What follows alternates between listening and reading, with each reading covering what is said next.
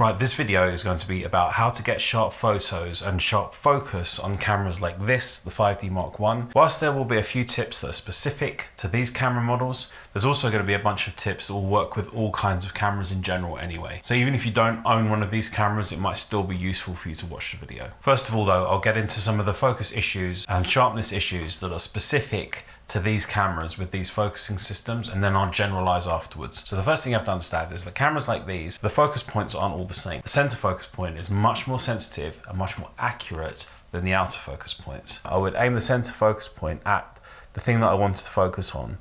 I would focus on it so I get confirmation, and then I'd make the composition that I want with the camera and then take the photograph. That's often how you're going to end up having to work with these cameras. But there's a few things you need to understand. When you achieve focus like this and move the camera, the focus plane or the area that's in focus, let's say my hand is the area that's in focus and here's the camera. What happens is that as I tilt the camera, the area that's in focus tilts with it because the sensor which is in the camera is tilting as well. So if I do a really large focus and recompose, let's say just to exaggerate the situation, if I focus like this on something, my plane of focus is like this, at this angle.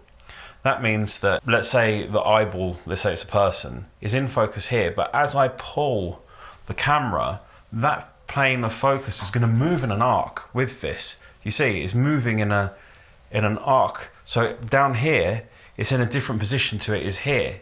So as I tilt the camera, the point that's absolutely in focus is getting closer or further away depending on how I'm focusing on recomposing.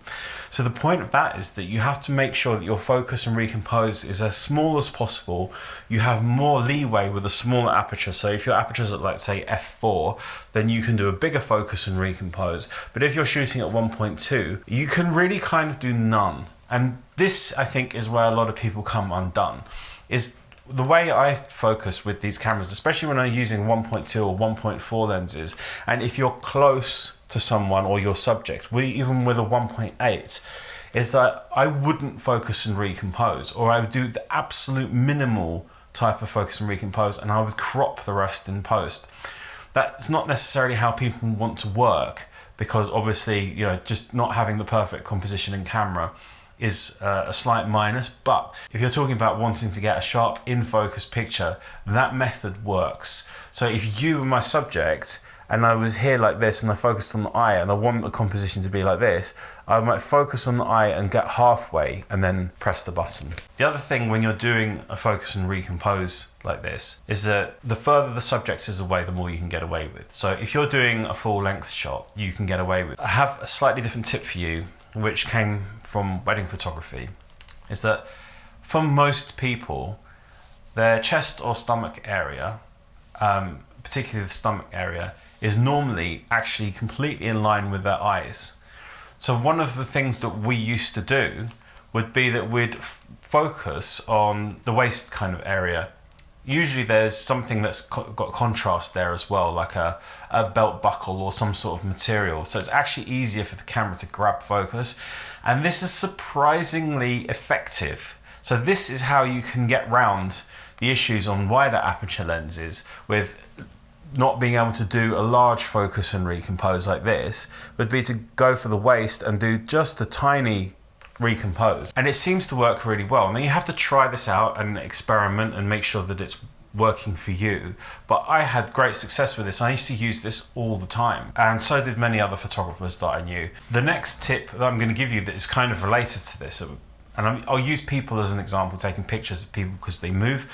Obviously this gets easier with static subjects, but the gap between you focusing and taking the picture has to be really short.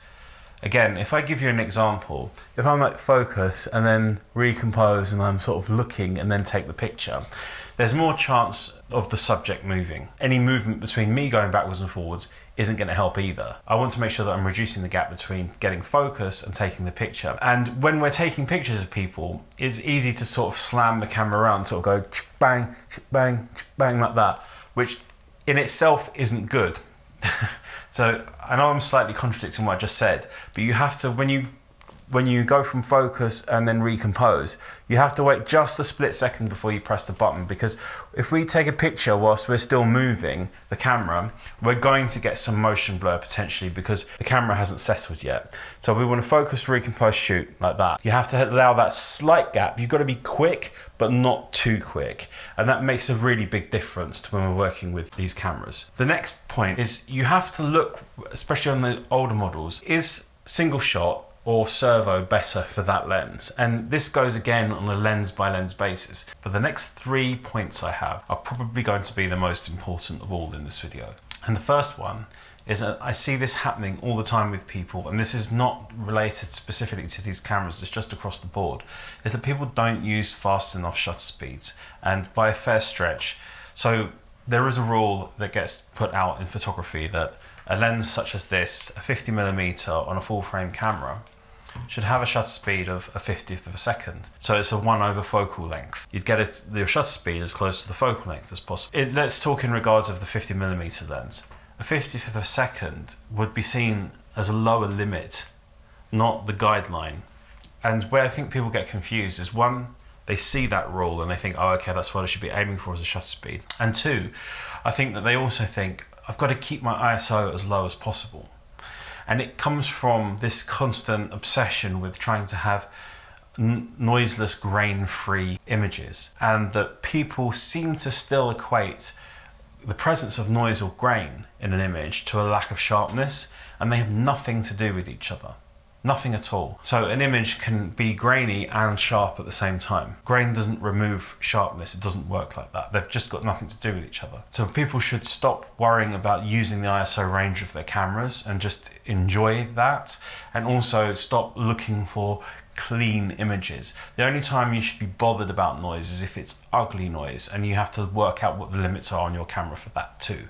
So you have to decide what your acceptable limits are for your work. But for instance, if I'm doing a portrait session with someone, I want my shutter speed to be at least 1/250th of a second, ideally a 400th of a second. I would have no problem being at 800 ISO, for instance, outdoors and getting 1,000th of a second, because I know they're going to be really sharp photos like that. The motion blur that can happen, you shouldn't underestimate that.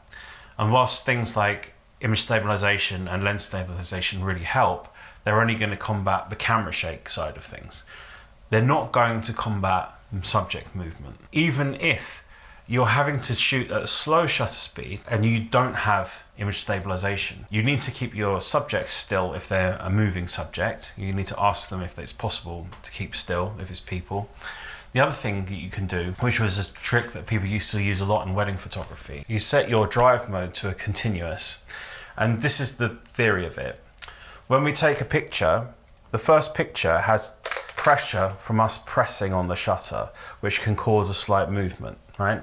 So what we would do is get your focus, get the person to keep still, and then you keep still, and then take 3 shots, because the first one can suffer from the movement of the pressure of the finger on the shutter button.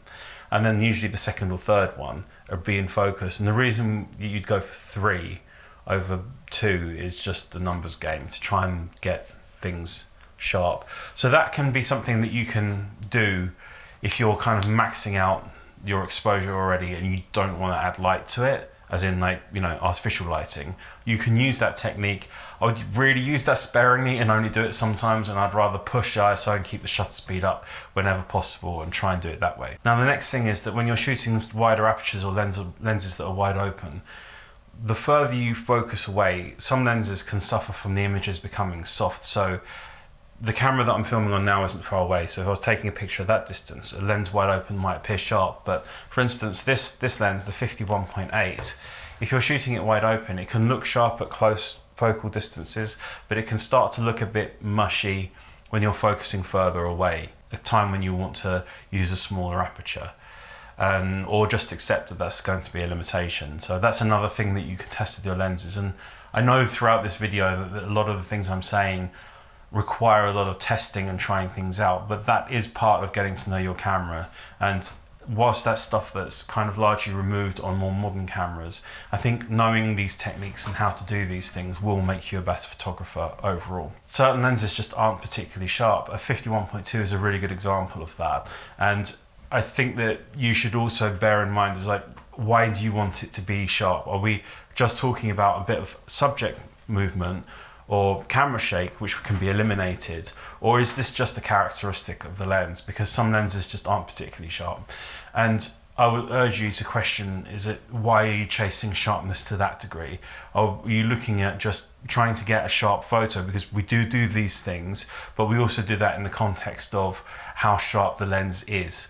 So we don't have, what I mean is we don't have expectations beyond the lens's capability in terms of sharpness, and we also accept that the lens isn't sharp beyond a certain point, that it only has a certain characteristic of sharpness within that lens, and you shouldn't expect more than that. That would just be unrealistic and also impossible. And just the last thing that can affect the apparent sharpness of your images is the quality or hardness and softness of the light. Harder light sources tend to produce more contrast, which makes the picture look more sharp straight out of the camera, and softer light sources tend to make things look less sharp. So that's one thing to pay attention to, because if you're comparing one lens to another and you're using hard sunlight on one day and it's an overcast, cloudy day on another, you're going to have a different perception and sharpness. Please consider buying me a coffee, and a link in the description down below. It really helps out this channel and it means a lot to me, and it really does help. Perhaps you'd like to check out one of my other videos here on these series of cameras. Thanks for watching, and I'll see you again in the next video. Take care. Bye bye.